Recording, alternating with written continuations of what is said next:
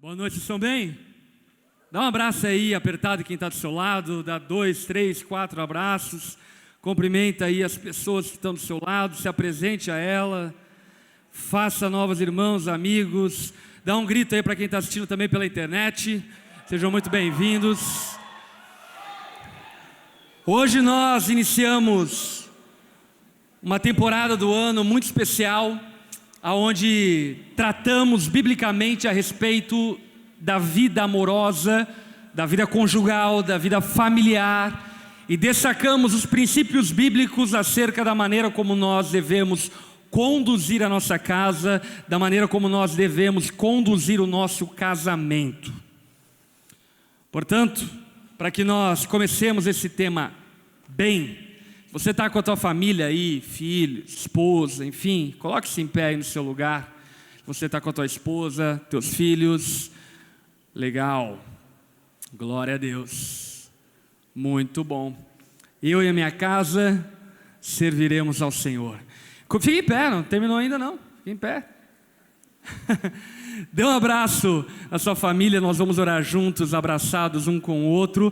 Você que está carreira solo hoje aqui, nesse momento, coloque a tua oração inclinada à sua família, aos seus pais, ao seu esposo, marido que talvez não esteja aqui. Amém? Vamos orar. Jesus, nós te louvamos pela brilhante ideia que você teve antes da fundação do mundo, sem intervenção humana nenhuma, de gerar e estabelecer família. Obrigado, Jesus, porque nós não fomos feitos para andarmos solitariamente. Antes e acima de tudo, fomos feitos para ter relacionamento contigo.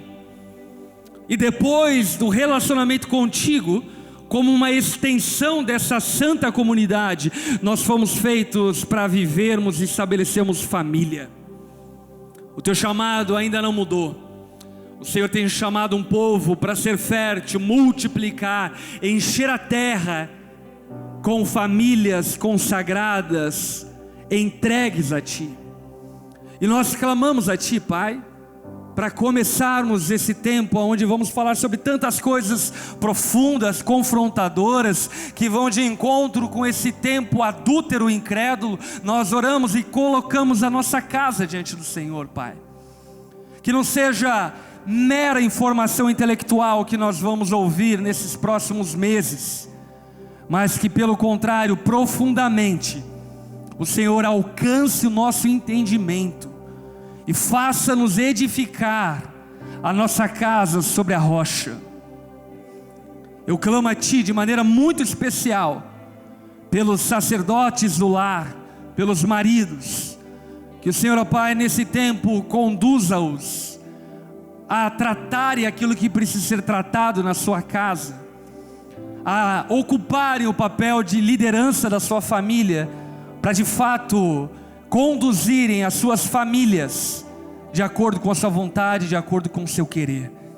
Clamamos e oramos a Ti, Jesus, por cada um dos nossos filhos, por cada um, ó Pai, dos maridos aqui representados, esposas, pais. Que o Senhor, ó Pai, agracie-nos e misericordiamente nos alcance durante esse tempo, Senhor, e faça-nos famílias mais fortes. Espírito Santo de Deus, que esse tempo possa ser um tempo de restauração para casamentos que estão naufragando, que possa ser um tempo, ó Pai, glorioso para restaurar o romance, o afeto, a honra, o respeito nas casas que se perderam esses princípios.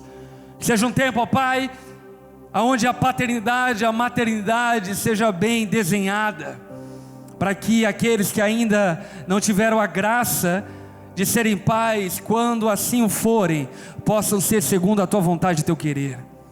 E aqueles que já estão sob essa condição, que o Senhor nos dê capacitação divina para conduzirmos nossos filhos segundo o Teu conselho, para que de fato eles sejam preservados em meio a esse tempo tão distante do Senhor.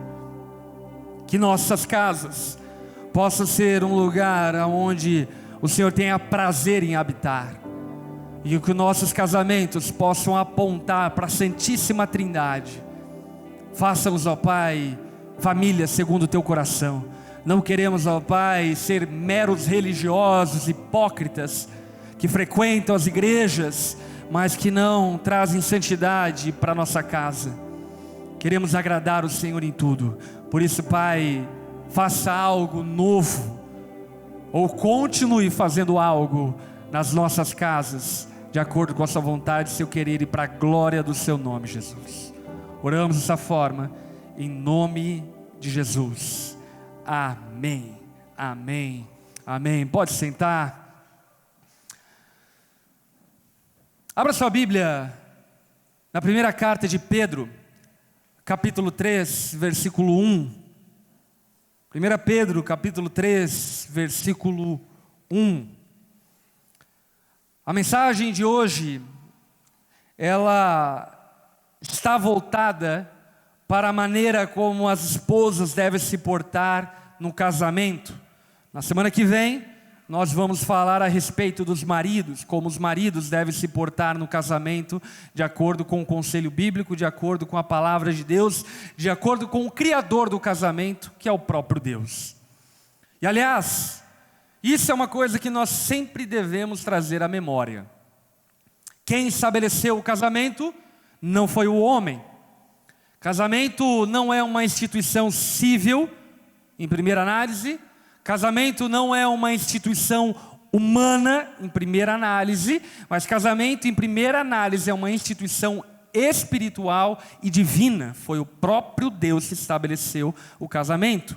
E isso fica muito evidente, principalmente quando se fala a respeito da forma como um homem e uma mulher se encaixam dentro da relação conjugal, deixando muito bem definido que foi ideia do Criador e não nossa estabelecer o casamento. E se foi ideia do Criador e não nossa estabelecer o casamento, nós precisamos aqui, de maneira muito lógica e óbvia, concordar que é o Criador que pode nos dizer como se deve conduzir um casamento ou uma vida amorosa. Amém? 1 Pedro capítulo 3, versículo 1. Antes de nós lermos, eu quero fazer aqui algumas pontuações muito importantes acerca dessa carta, escrita pelo apóstolo Pedro. Primeira citação muito importante é que ela foi escrita pelo apóstolo Pedro. O apóstolo Pedro, ele tinha um papel entre os apóstolos de liderança, apesar de não ser o papa da igreja, como lá no século 8 foi tentado atestar que Pedro era um papa.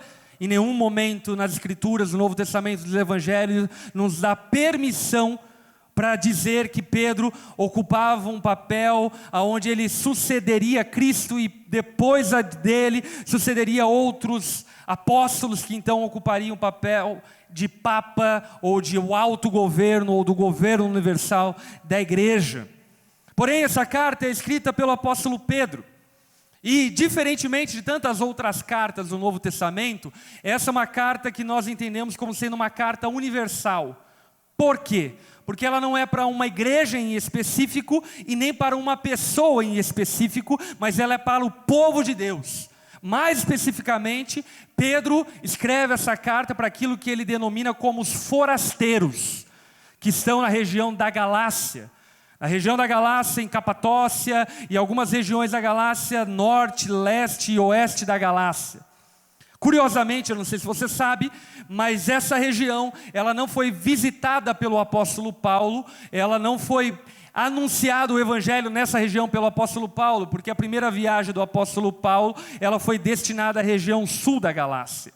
Portanto, o apóstolo Pedro, ele está praticamente pregando a vida cristã para um povo que recém havia se convertido e também não tinha tido a influência do apóstolo Paulo. Outra curiosidade muito interessante acerca da carta de Pedro, é que a carta de Pedro, ela foi a primeira carta a ser adotada no cânon bíblico no ano 300, no concílio niceno. Entre todas as outras cartas, epístolas, evangelhos, a primeira carta a ser aceita pelos pais da igreja foi a carta de Pedro.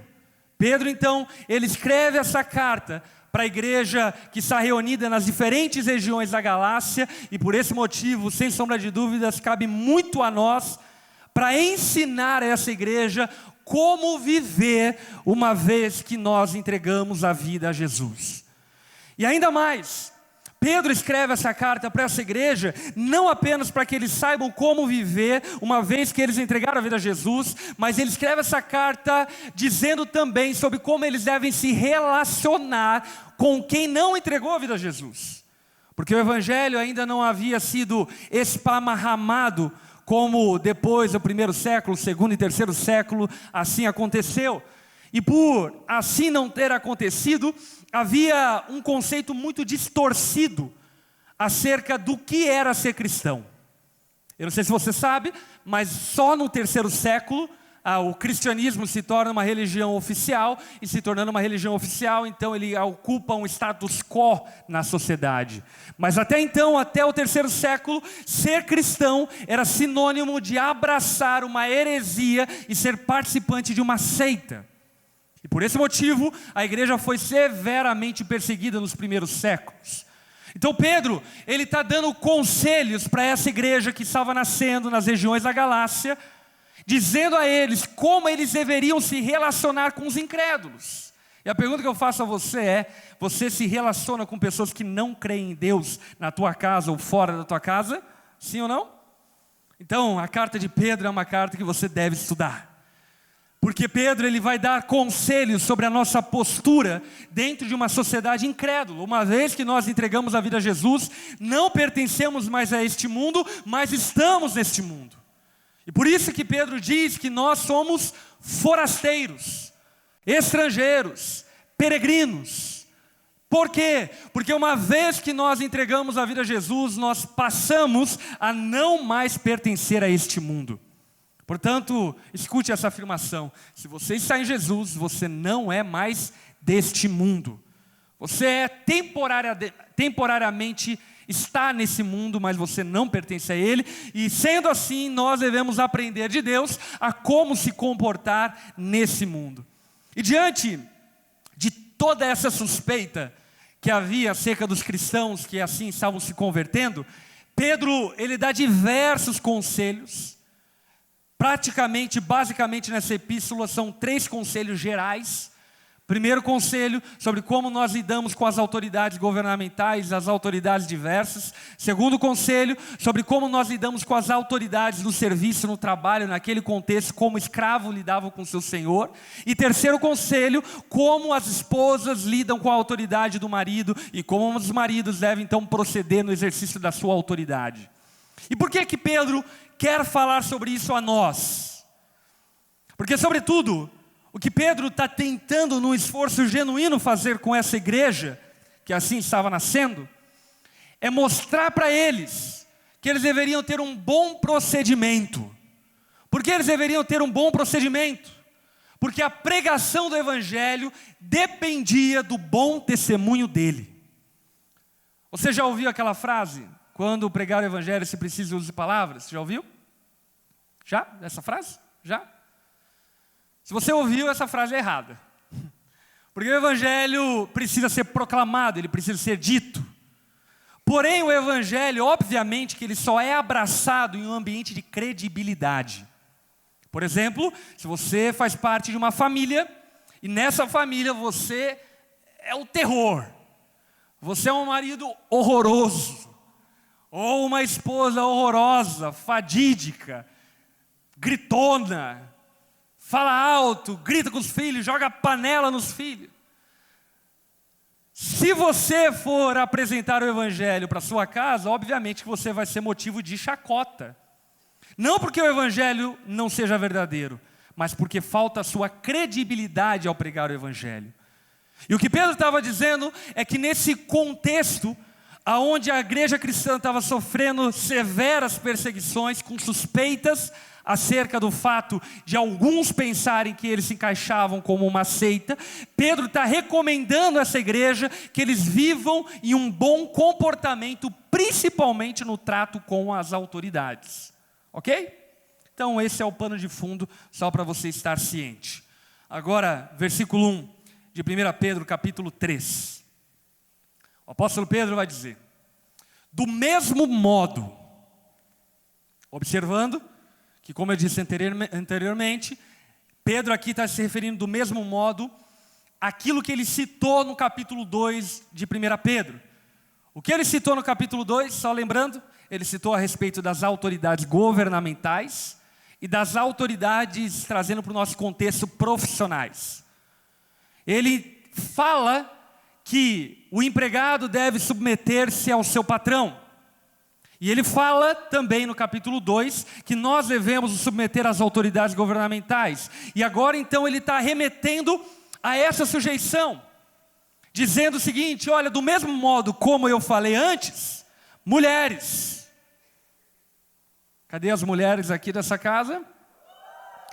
O papo é com vocês essa noite. E o marido está aqui para ter certeza que você ouviu. Do mesmo modo, mulheres. Pedro está falando com as mulheres. Por que Pedro está falando com as mulheres? Isso aqui é muito importante entender. O contexto onde o evangelho nasceu era um contexto de extremo machismo e superioridade masculina. O evangelho é a primeira religião conhecida que apregoa, que prega que as mulheres têm igualdade em honra, em glória diante do Senhor, porque ambos foram feitos à imagem e semelhança de Deus. Quando nós lemos algumas coisas na Bíblia, citadas pelo apóstolo Paulo, por vezes nós pensamos que aquilo era algo muito comum, mas não.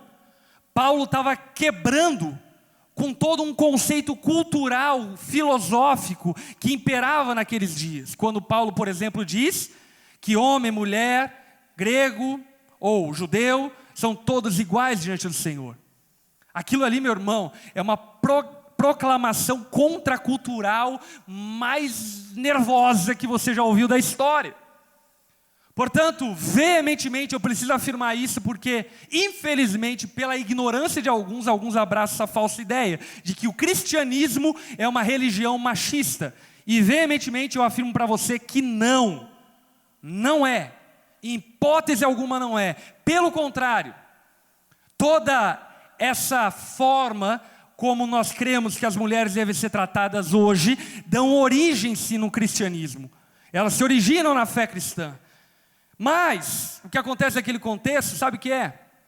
As mulheres eram praticamente escravizadas pelos seus maridos. Por exemplo, havia um escritor grego, um filósofo grego, que falava que as mulheres não tinham alma. Comparavam elas a animais. Para você ver o nível da coisa. E um escritor grego não comum, não tão, incomum. Sócrates, Platão, Aristóteles acreditavam nisso. Portanto, havia um imperativo naqueles dias que as mulheres eram menosprezadas, deveriam ser deixadas de lado. E isso, inclusive, é uma crença abraçada pelos judeus. Nas sinagogas, por exemplo, as mulheres não poderiam participar das reuniões. As sinagogas eram uma espécie de arena, onde as mulheres ficavam em volta, os homens no centro, e elas simplesmente não participavam dos rituais, dos cultos oferecidos, das leituras bíblicas oferecidas ali. E aí então chega o cristianismo, alegando o quê? Homem e mulher foram feitos à imagem e semelhança de Deus. E ali nasce então algumas irmãs equivocadas, que ao ouvirem isso, abraçam uma ideia errada de que as mulheres então agora estão libertas das suas obrigações, que as mulheres agora podem governar a sua própria vida, que agora elas são donas do seu próprio corpo e podem cuidar de si próprias. O primeiro movimento feminista da história. E Pedro, ele vai combater esse engano originado nessa libertação que as mulheres teve. Porque o fato de as mulheres serem libertadas, e de fato foram, desse jugo pesado que os homens colocavam sobre ela, isso não as tornavam menos mulheres. E isso não retirava delas as incumbências naturais, morais que elas tinham dentro da sua casa.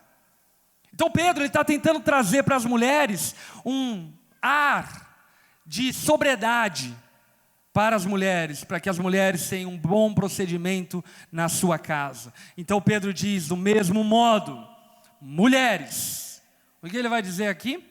Sujeite-se cada uma ao seu marido. Sujeite-se cada uma ao seu marido, a fim de que, se ele não obedece à palavra, só uma pontuação aqui. Essa palavra sujeite-se, no capítulo 2, é a mesma palavra grega quando Pedro se refere às autoridades governamentais e às autoridades dos escravos. Quando o apóstolo Pedro diz, mulheres, sujeitem-se, submetam-se, ele está remetendo àquilo que ele havia falado no capítulo 2. Que assim como um empregado deve submissão àquele que exerce autoridade dentro de uma empresa, assim as mulheres também devem sujeitar-se aos seus maridos. Assim como governantes têm uma posição de autoridade na sociedade, assim também as mulheres devem sujeitar-se aos seus maridos. Porém, Pedro ele faz uma observação aqui muito importante, que é o enredo do que ele vai falar, quando ele diz o seguinte: se ele não obedece à palavra.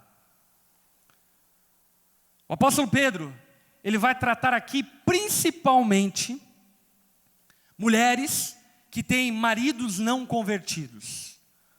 Portanto, se você, mulher, está, caminhando com o Senhor, entregou sua vida a Ele, e o seu marido, de alguma maneira, não te acompanha, esses conselhos de Pedro são riquíssimos para você. Riquíssimos para você. E obviamente que existem certos princípios que nós vamos abordar aqui, que é chumbo trocado, também é para maridos, que têm suas esposas, que não caminham com o Senhor.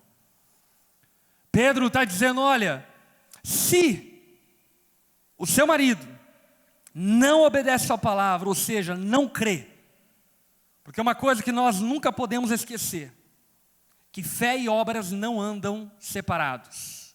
Fé e obras não estão divorciados. Você não crê porque diz que crê.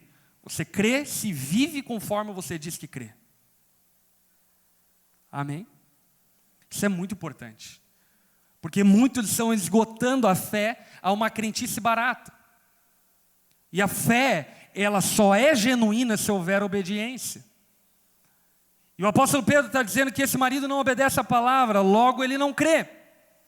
E ele está dizendo, olha mulher, sujeitem-se aos seus maridos, a fim de que, se ele não obedece à palavra, seja ganho sem palavras. Seja conquistado. Que você o conquiste, sem que nenhuma palavra saia da sua boca. Obviamente aqui ele não está falando sobre a apresentação do evangelho, mas ele está falando sobre moral, sobre credibilidade. É mais ou menos assim. Talvez você tinha na tua família aquele primo que você admirava pra caramba. Enfim, um primo que de alguma forma se destacava na sua família. E ele tinha moral para falar com você. Então, se ele chegasse para você e falasse para você uma bobeira, você abraçava aquilo, porque era teu primo que estava falando. E se ele falasse alguma coisa boa, você abraçava também, porque era teu primo que estava falando, porque ele tinha credibilidade. E sabe de uma coisa? Muitos de nós perdem de ganhar os seus familiares, amigos e colegas, porque falta credibilidade. Você simplesmente não tem moral para apresentar o evangelho. Aí fica uma exortação só de tabela. Amém, irmãos? Que ele seja ganho sem palavras, mas pelo procedimento de sua mulher, observando a conduta honesta. Quando Pedro fala sobre isso, ele está se referindo sobre uma conduta pura, sem segundas intenções. Como conselho aqui para as mulheres, semana que vem a gente dá bronca nos homens, ok? Mas hoje é dia das mulheres. Ele está falando sobre não agir como uma forma barganhosa. Não tentar oferecer ao teu marido para que você ganhe algo em troca. Por exemplo, o teu marido não teme ao Senhor, então você vai e faz um almoço para que ele te deixe vir à igreja. Você não deve fazer um almoço para que ele te deixe vir à igreja. Você deve fazer o almoço porque o ama. Está entendendo? E como consequência, talvez aquilo o agrade. Pedro está falando sobre uma conduta honesta, pura, sem segundas intenções, sem tentar dar para receber algo em troca. Em todos os sentidos e aspectos, irmãs. Sem tentar conquistar o teu marido com uma atitude tal que o seu marido olhe para você e tente te dar alguma coisa em troca por aquilo que você fez. A atitude dessa mulher, ela deve ser uma atitude honesta, pura. Não movida por segundas intenções. E respeitosa de vocês. Sabe, como pastor eu já aconselhei alguns casais aonde a esposa era convertida e o marido não. E aí, recebendo alguns deles no meu gabinete, a esposa falando para o marido que ele era um traste, que ele tinha que entregar a vida a Jesus, e não sei o quê, e que ela colocava versículo na geladeira, no espelho, e ele não se convertia, que ele não prestava. E aí, ouvindo isso, a única coisa que eu pensava é óbvio. É óbvio que ele não vai querer ouvir a mensagem que você tem para oferecer a ele. Olha a maneira desrespeitosa que você lida com ele. Olha a maneira violenta, agressiva que você lida com ele. O apóstolo Pedro está dizendo que as mulheres devem ganhar os seus maridos não convertidos com uma conduta pura e respeitosa. A beleza de vocês não deve estar nos enfeites exteriores, como cabelos trançados, joias, ouro ou roupas finas. Talvez algumas irmãs ouçam isso e dizem: nossa, ferrou.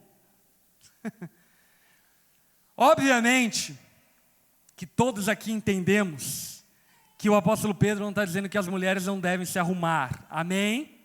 Aleluia, glória a Deus, se arrume.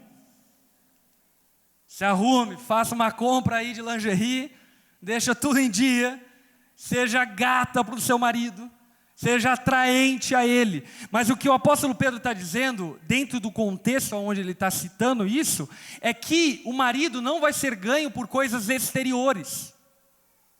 Portanto, não adianta você ser bonita, linda, mas desrespeitosa. Não adianta você usar adornos, enfeites, mas com uma atitude que rebaixe o seu marido, que deprede ele, que coloque ele para baixo. Não adianta. O que Pedro está dizendo aqui, e isso é muito óbvio, que esses adornos exteriores não são capazes de conquistar o marido. Talvez o namorado, mas não o marido. O marido, sem sombra de dúvidas, ele é conquistado por uma boa conduta, amável, dócil, respeitosa, amorosa da sua esposa para com ele. Então Pedro, ele não está desfazendo o fato de que as mulheres podem se vestir-se bem. Até porque a Bíblia fala que a igreja, ela está sendo adornada para o Senhor. O que é adorno? Sabe o que é adorno? Brinco, colar, pulseiras, cachecol, adornos, adereços. Então a igreja de Cristo, ela é adornada. Pedro não está falando que as mulheres não devem se vestir bem. E inclusive muitas igrejas, equivocadamente, por uma má interpretação bíblica, abraçam isso como se as mulheres tivessem que ser uma coisa estranha.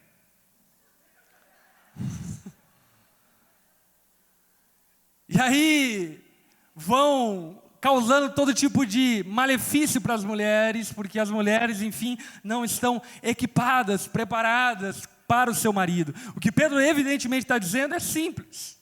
A beleza interior de uma mulher deve ser maior do que a beleza exterior. Até porque o contrário seria propaganda enganosa. Amém? Quantos aqui têm raiva de comprar um produto, chegar em casa e ver que aquele produto não era o que você achava que era? Quantos aqui já passaram por isso? Enfim, ainda mais com a legislação brasileira, né? de troca e bens e venda, é terrível nós adquirimos um produto que não era aquilo. E é isso que Pedro está dizendo. Não já se vestir, colocar brinco, colocar uma lingerie da hora para o seu marido, você já em casa chama ele de idiota, joga um prato na cabeça dele, xinga, ofende, rebaixa ele. Não adianta nada disso, se isso não vier acompanhado de uma beleza interior. Versículo 4. Ao contrário, que a beleza de vocês seja no seu interior, que não perece. Aí ele está também dizendo já uma outra coisa lógica. A beleza exterior vai perecer.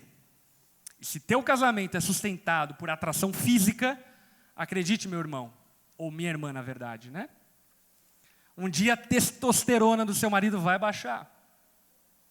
Um dia o seu vigor jovial, as rugas chegarão. E não tem nada de errado com isso. Aliás, abracem a maturidade. Eu tenho um certo problema com velho que não quer ser velho. Você já foi jovem, e se não foi, o problema é teu, você não é mais. O apóstolo Pedro está dizendo, olha, essa beleza exterior vai perecer. E aquilo que sustenta o casamento não são os aspectos exteriores, mas são os aspectos interiores. É um espírito dócil, amável, tranquilo. Por isso que ele mesmo vai dizer, olha, beleza tal demonstrada no espírito dócil, tranquilo, o qual é de grande valor para Deus. Porque o teu marido, ele pode até ser atraído pela tua beleza física, mas sem sombra de dúvidas, Deus, Ele é atraído por um caráter irrepreensível, um espírito dócil e tranquilo. Deus não olha a aparência. Glória a Deus por isso, né? Versículo 5. Pois era assim que também costumava adornar-se as santas mulheres do passado, cuja esperança estava em Deus. Elas se sujeitavam cada uma ao seu marido. E aí ele vai citar um exemplo. Tem vários outros, como Raquel, Rebeca, mas Pedro vai citar um exemplo, e o exemplo citado por Pedro é Sara. Com Sara, que obedecia a Abraão e o chamava Senhor. Pastor, você está dizendo que eu tenho que chamar o meu marido de Senhor? Talvez, obviamente, isso não caiba no nosso contexto, não é? Mas aquele contexto, chamar de Senhor, era uma ação respeitosa. E o que o apóstolo Pedro está citando é que aquela mulher, ela tinha tanto respeito por seu marido, que inclusive se dirigia a ele como Senhor. Tratava ele de uma maneira respeitosa. E aqui vale a pena, enfim, até você refletir sobre isso, porque isso tem sentido. Como você chama o seu marido? Tchutchuco?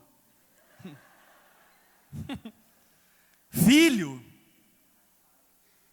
Pai? Sabe, a tratativa nominal, ela é uma coisa muito importante de se observar, porque, por exemplo, se você chama o teu marido de filho, o que literalmente você está falando? Que você exerce autoridade sobre ele. Sim ou não? Se você chama ele de pai, o que você está dizendo? Que ele só serve para ser pai dos teus filhos, mas para ser meu marido não.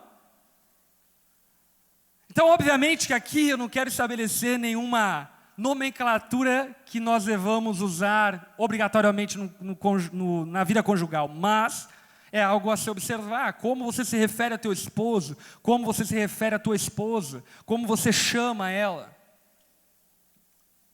Sara chamava Abraão de Senhor. Dela vocês serão filhos, se praticarem o bem e não derem lugar ao medo. Uau! Eu amo esse finalzinho que Pedro cita. Dela, de Sara, e lembra que quem é filha de Sara é filho de Abraão, e quem é filha de Abraão é filho da fé e pertence a Deus. Portanto, aqui traz um aspecto muito mais amplo do que uma referência apenas ao fato de Sara ser uma grande mulher.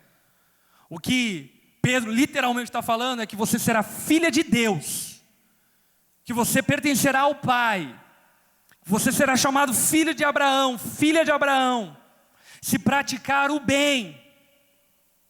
O bem aqui referido é a mulher sujeitar-se ao marido. Obviamente que isso se amplia para muitas outras coisas no contexto geral da Bíblia. Mas aqui estamos falando com mulheres. Se você praticar o bem e não der lugar ao medo, você será chamada filha de Deus. Poderoso isso, né? Se praticar o bem e não tiver medo. Por que medo? Qual é o contexto que o apóstolo Pedro está dizendo? Pedro está dizendo medo de submeter, sujeitar-se ao seu marido. E eu já conversei com muitas mulheres, aonde eu notei medo. Se eu me sujeitar ao meu marido, ele é um moleque. Ele vai pegar o dinheiro e vai comprar videogame. Sabe o que o apóstolo Pedro dizia para você? Não tenha medo. Arrisca confiar nele. Eu já vi mulheres que, por exemplo, não deixaram o marido carregar a criança no colo quando recém-nascido, porque tinha medo de ele carregar no colo. De fato é um risco. Eu lembro quando eu peguei o Josh pela primeira vez, eu estava pegando um boneco. Peguei ele assim, meio Rei Leão, sabe? É perigoso. Mas o teu marido precisa pegar o teu filho no colo dele. Sabe, mulheres, não tenham medo de obedecer a palavra. Porque se obedecer a palavra, vocês estarão seguras em Deus. É Ele que garante, é Ele que cuida, é Ele que guarda, é Ele que protege. Mas se caso contrário, desobedecermos a palavra, e nesse caso mulheres, não sujeitarem, não submeterem a seus maridos, não conte com a ajuda de Deus, não conte com o socorro de Deus, não conte com a proteção de Deus. Portanto, não tenha medo de submeter ao seu marido, por mais que eu tenha medo de me submeter a ele. Ou que ele não transpareça nenhuma competência e habilidade, por exemplo, para cuidar da vida financeira da casa. Ou que ele não demonstre nenhuma virtude para liderar a casa e dizer para onde a casa vai. Não tenha medo, sabe por quê? Porque o teu marido precisa se tornar marido.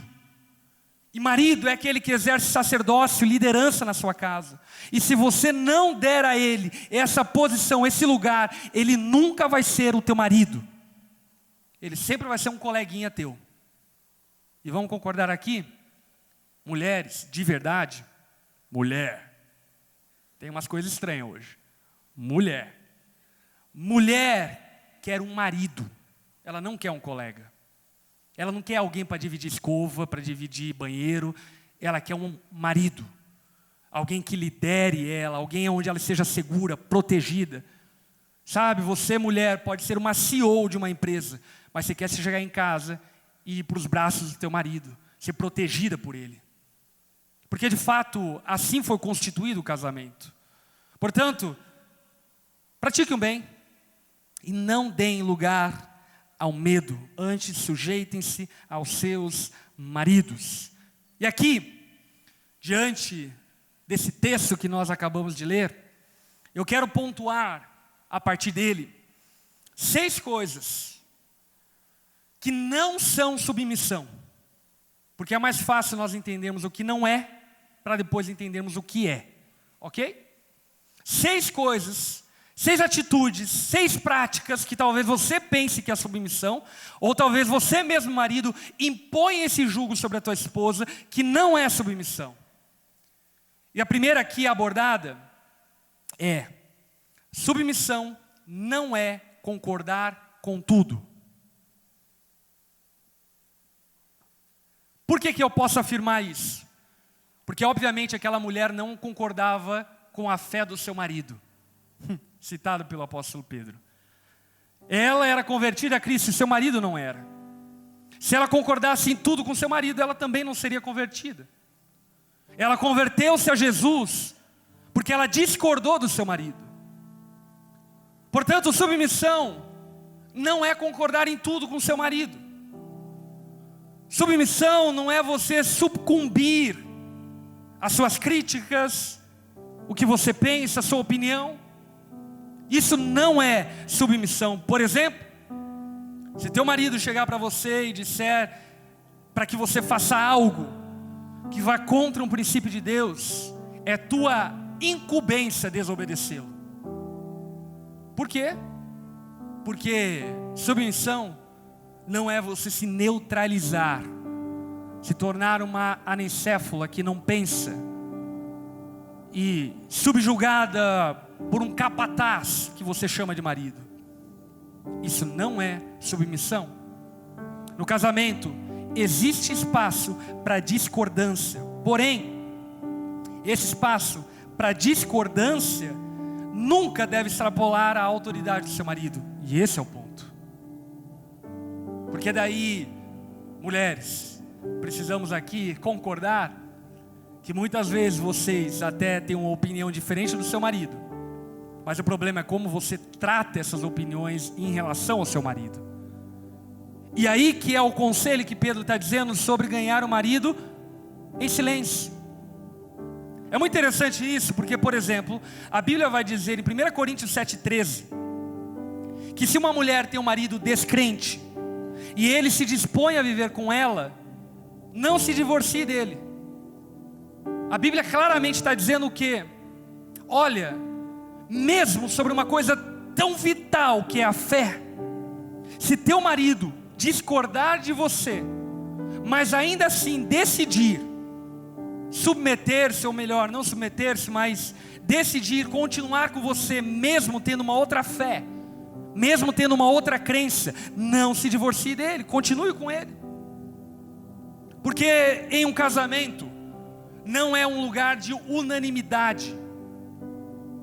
No casamento a mulher deve submissão ao marido, mas isso não significa neutralizar os seus princípios, os seus valores, até mesmo por vezes as suas opiniões. Submissão não significa que você deve concordar com as opiniões do seu marido, mesmo em assuntos tão sérios como a fé. Portanto, primeiro ponto sobre o que não é submissão. Submissão não é concordar em tudo. Amém? Segundo ponto, submissão não significa deixar o seu cérebro no altar.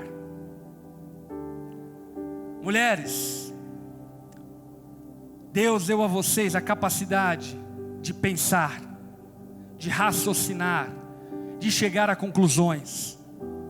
E alguns homens equivocadamente usam a palavra de maneira equivocada para sucumbirem à capacidade lógica, cognitiva das suas esposas, dizendo: quem pensa nessa casa sou eu. E esse homem que faz isso usurpa a palavra de Deus, e na verdade ele não pensa coisa alguma, porque nem a palavra ele conhece. Mulheres, submeter-se aos seus maridos não é não pensar, não é deixar o seu cérebro no altar. A esposa que pensa que precisa, por exemplo, permissão do seu marido para ir ao banheiro, é uma escrava, não é uma esposa.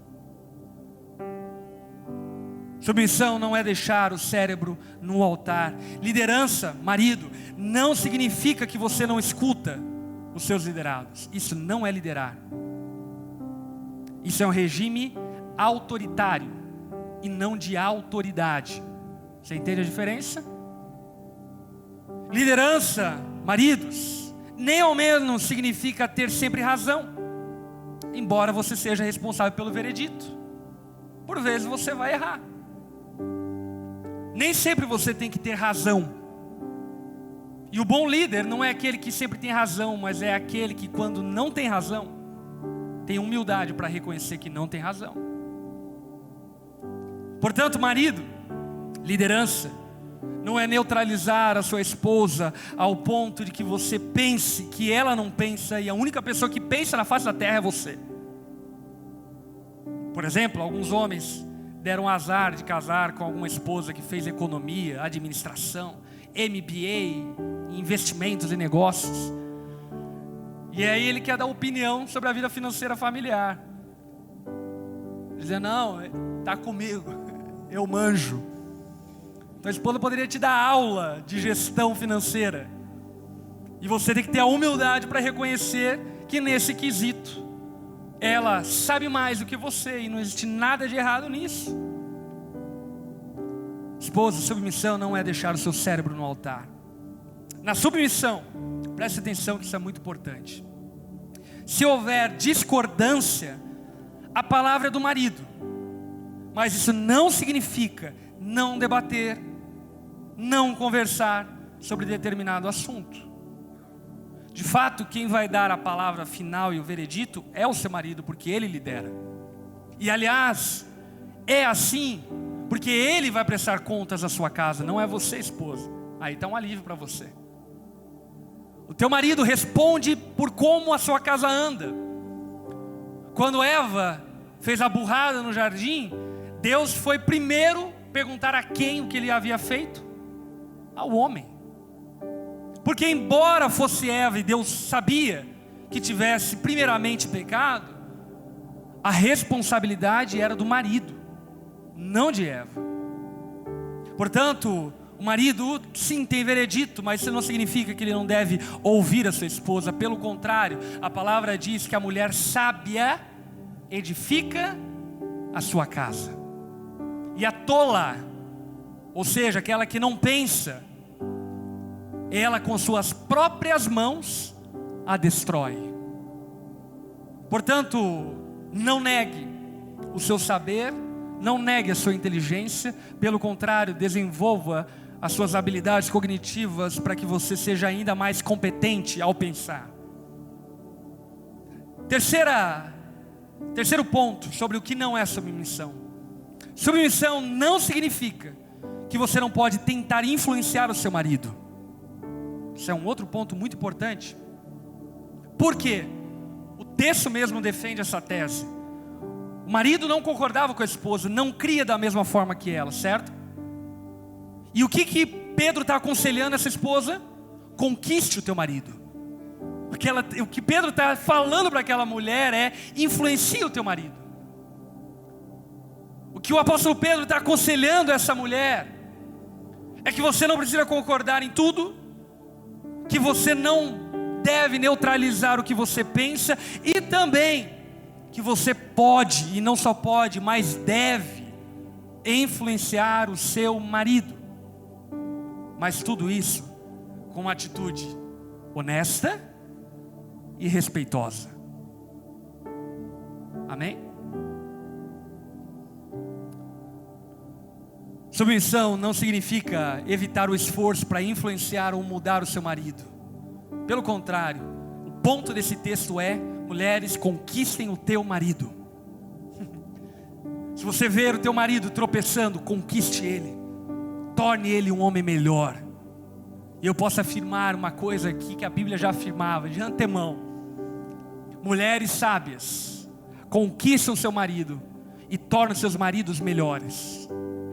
E isso é uma habilidade que Deus deu às esposas. Você, mulher, é responsável por influenciar o seu marido ao ponto de que ele seja o homem que a Bíblia diz que ele deve ser. Amém? Quarto ponto: submissão não é colocar a vontade do marido acima da vontade de Cristo. Isso é muito importante, demais. Se o teu marido, de alguma maneira, equivocadamente, te pedir para que você negligencie a vontade de Deus, respeitosamente você chega a ele e diz: amor, você é autoridade sobre a minha vida, mas acima de você, Jesus é autoridade sobre mim. E por esse motivo, nisso eu não vou poder te obedecer, porque Jesus exerce maior autoridade do que você. Portanto, submissão não é negligenciar a vontade de Deus. De fato, o marido ocupa uma autoridade primária sobre a esposa. Mas isso não significa que a esposa é uma escrava do marido. Por exemplo, um outro exemplo muito importante, aliás: o teu marido não manda na sua empresa, certo? Assim também como ele não manda na igreja. Ele exerce uma autoridade marital. A autoridade do marido está sob a esposa. E quando diz respeito a algo que interfira na vontade de Deus, a esposa tem de Deus liberação para desobedecê-lo. E isso fica muito evidente no texto que nós lemos lá de 1 Coríntios capítulo 7. Quando o apóstolo Paulo vai dizer, olha, se teu marido concordar em continuar com você, mesmo você crendo em Jesus, permaneça no casamento.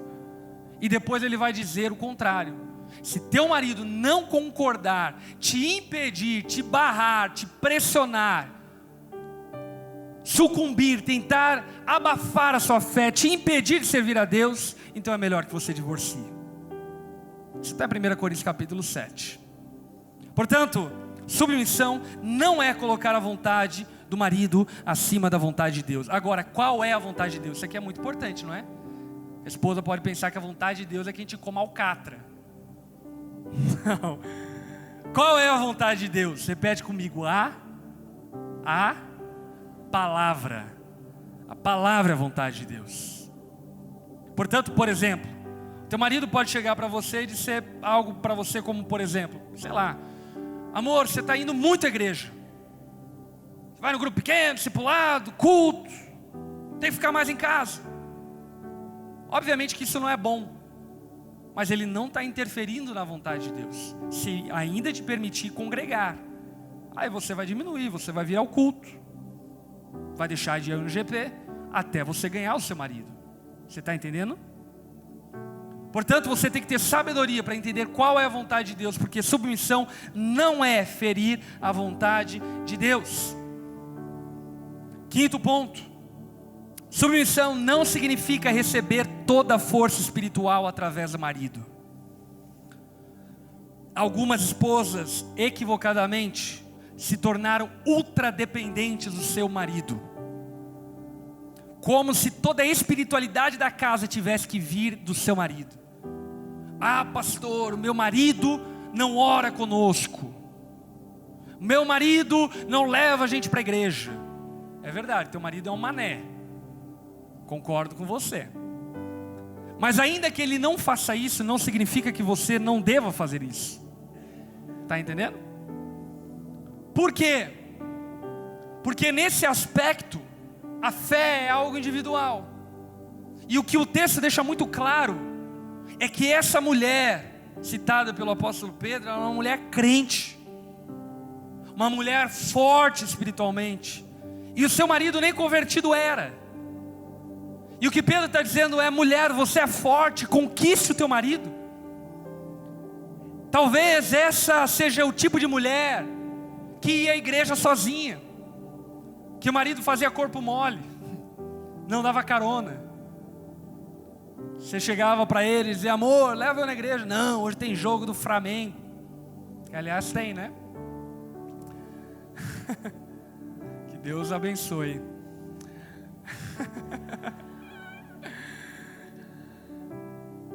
Essa esposa, essa mulher era uma mulher virtuosa. Apesar de o marido negligenciar o seu papel sacerdotal, ela ainda assim não deixava de ser abastecida espiritualmente em Deus. Amém? Sexto ponto sobre o que não é submissão. Submissão não significa viver ou agir sob medo. Pelo contrário, isso aqui é legal. Apenas mulheres fortes têm coragem de submeter aos seus maridos. Mulheres fracas não têm coragem de submeter aos seus maridos. Apenas mulheres fortes têm a audácia, a ousadia, a coragem de submeter ao louco do marido. Isso fica muito evidente quando na palavra Jesus diz o seguinte: olha, não deixe de ser vencido pelo diabo, pelo inimigo. Quando alguém lhe bater uma face, ofereça a outra face. É muito legal isso, porque Jesus ele não está dizendo sobre, por causa do medo, oferecer outra face. Pelo contrário, ele está dizendo, ei, pela coragem, pela força que você tem, oferece outra face. Oferece outra face. Portanto, a submissão, esposa, não deve ter origem no medo. E marido, Não espere que a tua esposa submeta-se a partir do medo, porque isso não é submissão, isso é escravidão. A tua esposa, por vezes, semana que vem a gente vai falar sobre o marido, mas deixa eu só pincelar. A tua esposa, por vezes, ela pode estar errando na submissão, mas isso não significa que você deve bater na mesa, deve falar: se você não fizer eu te mato, que você deve ameaçar a tua esposa. Bem pelo contrário, cabe a você, marido, conquistar o respeito, a submissão da sua esposa, ainda que, se ela é crente, ela deveria ter feito isso antes. Portanto, a submissão ela não tem como fundamento o medo, pelo contrário, ela tem sob fundamento a coragem, a força. Portanto, esposas, sejam submissas aos seus maridos. Entenderam o que não é submissão? O que é submissão? É muito simples. O princípio bíblico da submissão, ele na verdade é mais simples do que você pode imaginar. Deus constituiu o casamento, e a Bíblia diz que o casamento é duas partes, dois corpos que se tornam um só corpo. Isso é casamento, ser um. Quem não é um, não vive a plenitude conjugal. Casamento é unidade. Deus fez o casamento um corpo. Amém? Sendo um corpo, Ele configurou as partes desse corpo. E configurando as partes desse corpo, quis Deus que o cabeça desse corpo fosse o marido. E o tronco, as pernas, os braços, nessa analogia, fossem as esposas. Portanto, o princípio da submissão da esposa ao marido passa-se por esse mistério. O casamento é um novo corpo, aonde o marido foi designado cabeça e a esposa o corpo. E se a esposa quiser ser a cabeça, é a mesma coisa que você pensar do teu pé dando comando para a tua cabeça. Por um segundo, tente imaginar que você não tem mais cabeça e o que manda no teu corpo é teu braço. É isso que é um casamento disfuncional, onde a esposa não submete-se ao seu marido. Portanto, o princípio bíblico, ele parte a partir de uma fé. Casamento é a unificação de dois corpos que formam um só corpo. E nesse um só corpo, o marido foi designado cabeça e a esposa corpo. Aí eu pergunto a você, quem é o maior? A cabeça ou o corpo? Repete comigo, nenhum dos dois. Nenhum dos dois. Isso é uma visão teológica chamada complementarismo. O homem não é maior que a esposa, nem a esposa maior que o homem. O homem tem uma função e a mulher tem outra função. Ambas gloriosas, desde que sejam abraçadas. Isso é um aspecto muito interessante, sabe por quê? Porque muitas mulheres, por exemplo, não tem problema nenhum em sujeitar-se aos seus patrões, mas tem problema em sujeitar-se aos seus maridos. Engraçado, não é?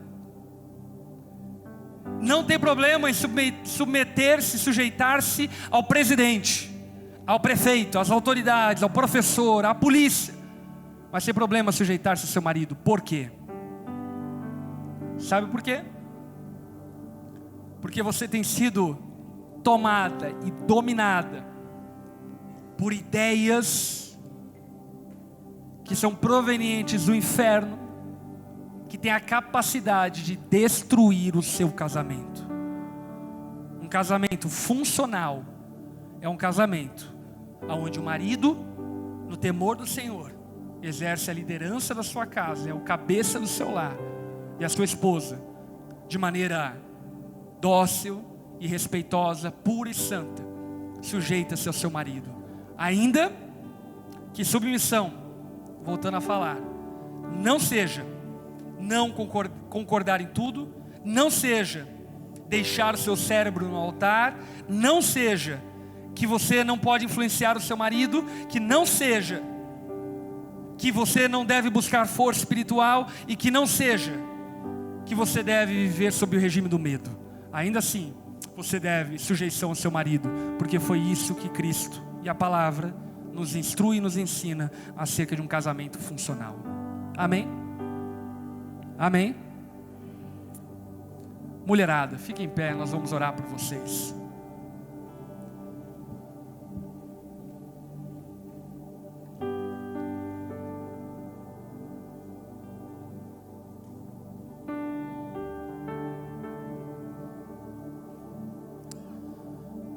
Vocês, mulheres, esposas mais especificamente, não sabem o valor e a preciosidade que vocês têm dentro de uma casa. Quando vocês, em temor a Deus, obedecem ao Senhor, vocês santificam o lar. Seus filhos são abençoados através da sua conduta. O seu marido, como dizem Provérbios, é honrado na cidade por causa da sua conduta. Talvez o seu marido esteja aquém do marido que ele deveria ser. E se esse é teu caso, deixa eu te dar esse conselho a partir do texto que nós lemos. Não tenha medo. Não tenha medo. Porque no fim das contas, não é ao teu marido que você deve submissão, mas é ao Senhor. E é o Senhor que está dizendo para você: submeta-se ao seu marido. Seja mulher de verdade. Seja a mulher que a palavra ensina você a ser. Para que no nome de Jesus você tenha a glória de ter uma casa e um casamento e uma família gloriosa. Eu tenho plena convicção que existem muitas mulheres aqui, como Sara, Rebeca, Raquel, como santas mulheres que enfrentaram e enfrentam todo tipo de abuso que por vezes homens idiotas fazem. Mas eu quero dizer para vocês que a recompensa de vocês está guardada no Senhor, e que Ele tem cuidado e guardado cada uma de vocês nas mãos poderosas dEle. E por mais que teu marido possa cometer diversos equívocos, ainda assim o Senhor não é homem nem filho de homem para que minta. Aqueles que confiam nele jamais serão envergonhados. Amém? Vamos orar. Estenda suas mãos como recebendo. Espírito Santo de Deus, obrigado pela graça da sua palavra. Obrigado porque você tem nos amado a tal ponto de nos ensinar como viver. Por vezes nós andamos essa vida de maneira aleatória, avulsa, mas não nós temos um Senhor. Nós não somos dados a este presente mundo adúltero e perverso. Pelo contrário, nós temos um Deus que nos ama e se importa conosco. Um Deus que nos conhece profundamente em todas as nossas individualidades, particularidades. E nós te louvamos por isso, Jesus. Te louvamos por essa graça. E o nosso clamor nessa noite é por cada mulher que está aqui. Espírito Santo, trate, ó Pai, os traumas, medos que talvez algumas mulheres aqui carreguem por conta de abusos, por conta de falsas ideias, por más referências. Trate, Pai, no íntimo de cada uma delas essas feridas, essas marcas, essas mazelas, para que elas tenham a graça de construir uma história gloriosa em Ti, Jesus. Eu clamo a Ti, Jesus, que se existem mulheres aqui que têm vivido em uma conduta reprovável, uma conduta maligna, maléfica, que o Senhor possa dar a elas nessa noite humildade e arrependimento. Dê a elas, ó Pai, o Teu coração, a Tua postura, para que de fato elas recebam do Senhor a graça de serem mulheres virtuosas e receberem de Ti mesmo e dos seus maridos o elogio cabido a cada uma delas. Dê a elas, ó Pai, força, dê a elas garra, tira, ó Pai, todo medo, para que corajosamente elas possam edificar os seus lares. De maneira especial, eu quero orar por esposas que não têm os seus maridos aqui, Senhor. e que não tem maridos que temem ao Senhor. Dê a elas, ó Pai, graça, sabedoria, amabilidade, paciência, para lidarem com esses maridos com toda a doçura possível, e para que nessa conduta elas possam resgatar esse coração empedernido, endurecido dos seus maridos. Delas, ó Pai, essa graça de poderem ver, através do testemunho delas, o marido delas sendo conquistados para elas primeiramente, e posteriormente para o Senhor, para a salvação que existe em Ti. Abençoe as mulheres da nossa igreja, Jesus. Dá-nos, ó Pai, mulheres segundo o Teu coração, tirando, Senhor, delas todo o mundanismo e toda a carnalidade que as impedem de viver a Tua boa, perfeita e agradável vontade. Nós oramos por elas em nome de Jesus. Amém e amém. Amém. Dê uma salva de palmas às mulheres.